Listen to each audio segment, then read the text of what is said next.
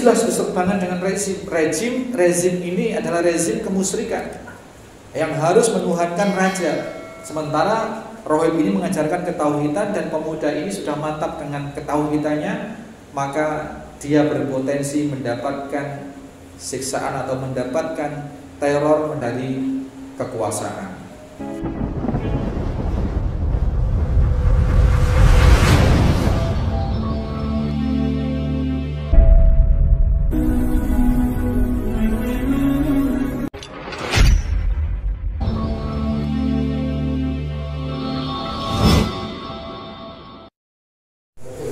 Bismillahirrahmanirrahim. Assalamualaikum warahmatullahi wabarakatuh. Ma'asyiral muslimin rahimani wa rahimakumullah, jamaah salat subuh mushola al-hikmah. Lalu pemuda itu dengan tenang menjawab, inni la ashfi ahadan innama yasfillahu ta'ala. Wahai baginda, sesungguhnya aku tidak bisa menyembuhkan seorang pun. Yang menyembuhkan adalah innama, sesungguhnya yang menyembuhkan adalah yasfillahu ta'ala, Allah subhanahu wa ta'ala. Kemudian raja ini muntab fa'akhadahu falam yazal yu'adzibu hatta talla al-rahib. Kemudian raja ini menginterogasi, juga memenjarakan pemuda ini, langsung dipenjarakan juga, diinterogasi. Kemudian dia menyiksa juga, Pak. Dia menyiksa juga. Yu'adzibuhu, dia menyiksa juga. Hatta dalla, sehingga diungkapkanlah, disampaikanlah al-rahim, tentang bahwa ilmu tauhid itu, bahwa ilmu yang hebat itu bukan dari tukang sihir, tetapi yang diajarkan oleh rahib. Dengan terpaksa dia sampaikan itu. Faji'a birrahibi, kemudian maka raja itu menghadirkan atau mendatangkan rahib, panggil, ya, dijemput begitu, dijemput paksa apa? Faji'a birrahib, faqila lahu, dan kepada tukang rahib ini sudah muntab, Pak. Sedemikian dia merusak rencana panjangnya untuk mengkader pemuda tersebut, maka kalimat yang keluar langsung dari raja adalah irji', gitu ya, irji' antinik. Jadi yang berlaku di kerajaan itu adalah ad-din, itu agama itu adalah penyembahan kepada raja tersebut. Maka ketika ada orang yang tidak menyembah raja tersebut, berarti dia sudah dianggap murtad. Maka kalimatnya adalah irji' antini, kembalilah kamu kepada agamamu yang selama ini. Langsung tidak ditanya apa-apa, karena sudah jelas cetowelo-welo bahwa yang bersangkutan ini, rahib ini, yang menjadi beang kerok dari semua kekacauan yang terjadi kala itu. Maka ayo, kamu harus balik ke dalam agama lamamu, menyembah aku sebagai Robmu. Ya, kalau dipanjangkan seperti itu. Kemudian bagaimana tanggapan si rahib ini, Pak? Fa'aba. Maka rahib ini mengabaikan atau mengingkari permintaan sang raja. Fada'a bil minsyar, maka raja pun semakin murka dan memerintahkan, ya, untuk didatangkan, untuk diambilkan sebuah gergaji. Gergaji, Pak, gergaji. Fawdi'al minsyar fi mafriqi ra'sih, dan diletakkanlah gergaji itu di atas kepala rahib tersebut. Gergaji, Pak. Fasaqahu bihi hatta faqa'an sirqah. Kemudian ditaruh di atas tadi itu sambil masih diancam. Ayo, kamu mau balik ke agama lamamu enggak? Mau kamu tinggalkan nggak pekerjaanmu yang sekarang ini? Kamu mau balik nggak menyembah aku sebagai Rabb? Nah, ternyata hadis ini mengatakan setelah ditaruh di atas kepala seperti itu, fasaqahu bihi, maka kemudian digergajilah, dibelahlah kepala itu, dan hatta waqa'a shiqqa, dan maka terbelahlah kepala itu menjadi dua. Berarti si rohib ini masih sikoh, saya masih kekeh dengan agama lamanya. Pak, kalau kita mendengar cerita ini, hadis ini, gergaji itu jangan dibayangkan seperti gergaji sekarang, Pak. Senso itu, Pak, yang dalam waktu 1 menit sudah bisa membelah. Gergaji zaman ini zaman yang jelas zaman jauh, masih zaman primitif sekali. Gergajinya pasti gergajinya apa, Pak? Manual. Goro, Pak. Jangankan zaman-zaman ribuan tahun yang lalu, Pak. Zaman saya masih kecil, saya SD SMP itu masih di kampung saya itu orang kalau mau bikin rumah, gergajinya itu masih gergaji ini, Pak. Balok ditaruh di atas, kemudian ada yang dari atas, dari bawah, gergajinya 2 orang. Gro. Seperti itu. Itu di zaman sudah modern sekarang. Apalagi ini di zaman itu. Artinya apa? Ketika menggergaji kepala, Pak, betapa sakitnya tentu. Sekali gaji setengah senti, luka. Gaji lagi setengah senti, betapa tersiksanya. Masya Allah. Orang dulu, Pak, dalam rangka mempertahankan keimanan seperti itu. Masya Allah. Kemudian summa ji'a bil gulam.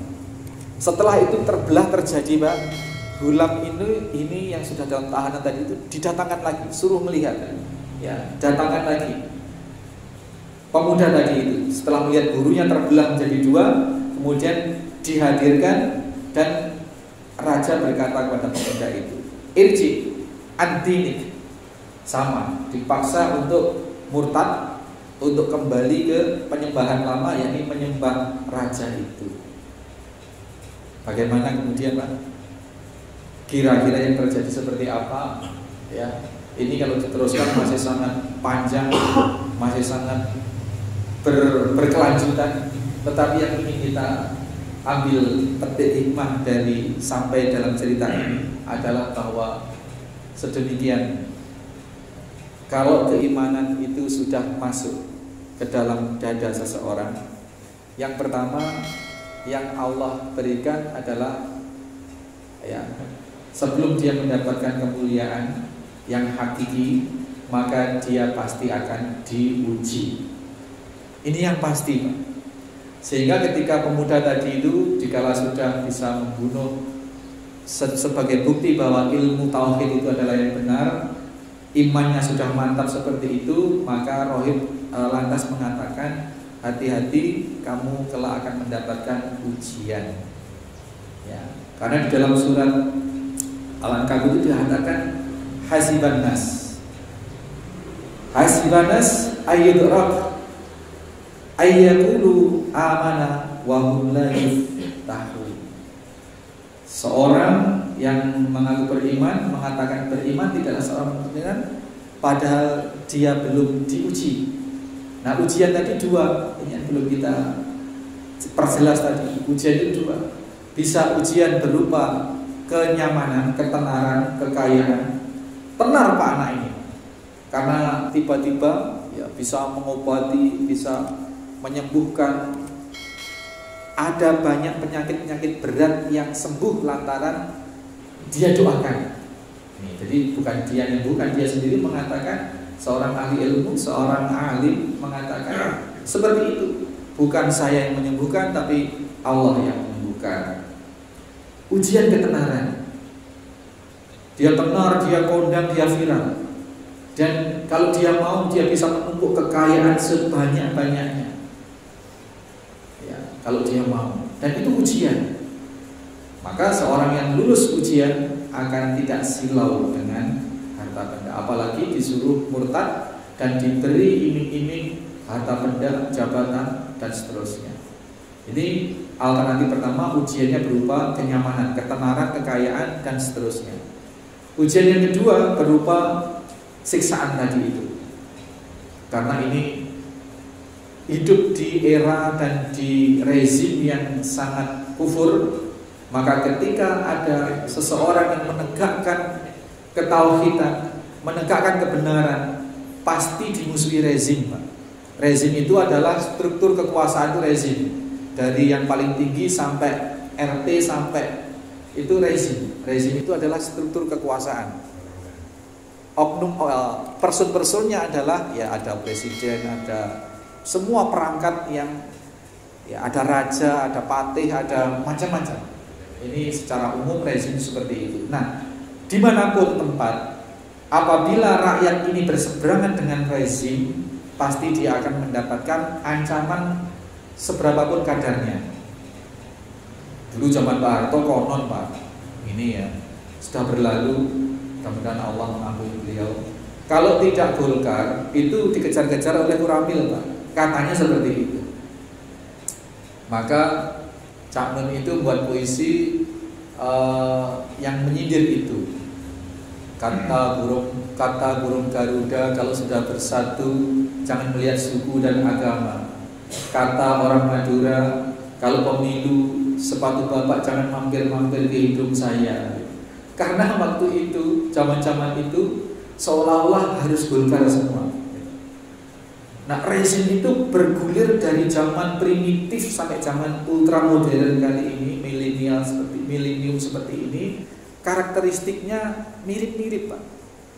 Ada norma yang sama, ada kecenderungan yang sama. Pokoknya berseberangan dengan rezim dimusuhi dalam tanda kutip. Nah, adapun wujud permusuhannya itu macam-macam. Ada yang diteror, ada yang tidak diberi BLT, ada yang macam-macam lah pokoknya seperti itu. Seperti itu. Nah, ini jelas berseberangan dengan rezim. Rezim ini adalah rezim kemusyrikan yang harus menuhankan raja. Sementara Rohib ini mengajarkan ketauhidan dan pemuda ini sudah mantap dengan ketauhidannya, maka dia berpotensi mendapatkan siksaan atau mendapatkan teror dari kekuasaan. Maka ini terjadi sampai kapanpun, Bapak Ibu sekalian. Tetapi pemuda ini, semua orang yang kita ceritakan tadi itu, ketika sudah menggenggam ketauhidan, ketika sudah Allah ada di dalam, keyakinan kepada Allah ada di dalam hatinya, maka tidak gentar dengan seluruh ancaman dunia dan dari manusia. Karena konsepnya adalah seperti di dalam Al-Baqarah itu, fa imma ya'tiyannakum minni hudan, apabila datang kepada kalian petunjuk, Al-Qur'an ini, tauhid ini, wala khaufun alaihim fala khaufun alaihim wala hum, fa imma ya'tiyannakum minni hudan faman tabi'a hudaya, dan barang siapa yang mengikuti petunjuk itu, fala khaufun alaihim wala hum yahzanun. Ini peristiwa ini terjadi jauh sebelum Al-Quran ayat itu turun. Nah, tetapi karena seluruh adegan alam semesta ini yang tersetting adalah Allah, yang punya rumusan adalah Allah, maka ketika ayat ini disampaikan di zaman Rasulullah Muhammad SAW pun juga relevan dengan kenyataan kehidupan dari sejak awal sampai akhir. Bahkan ketika sebelum manusia lahir pun sudah diceritakan keberadaannya. Ruh ketika mau ditiupkan ke dalam jasad manusia di usia kandungan 4 bulan itu, alastu bi rabbikum, sekumpulan ruh itu di alam ruh dijanji Allah, bukankah aku adalah Rabb kalian?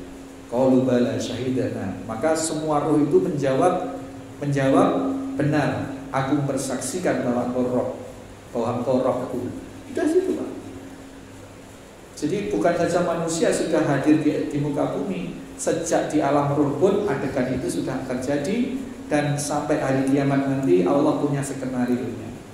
Maka tidak ada pilihan kecuali kita harus ikut tunduk kepada apa-apa yang Allah sampaikan melalui para utusannya, terkhusus baginda Nabi SAW.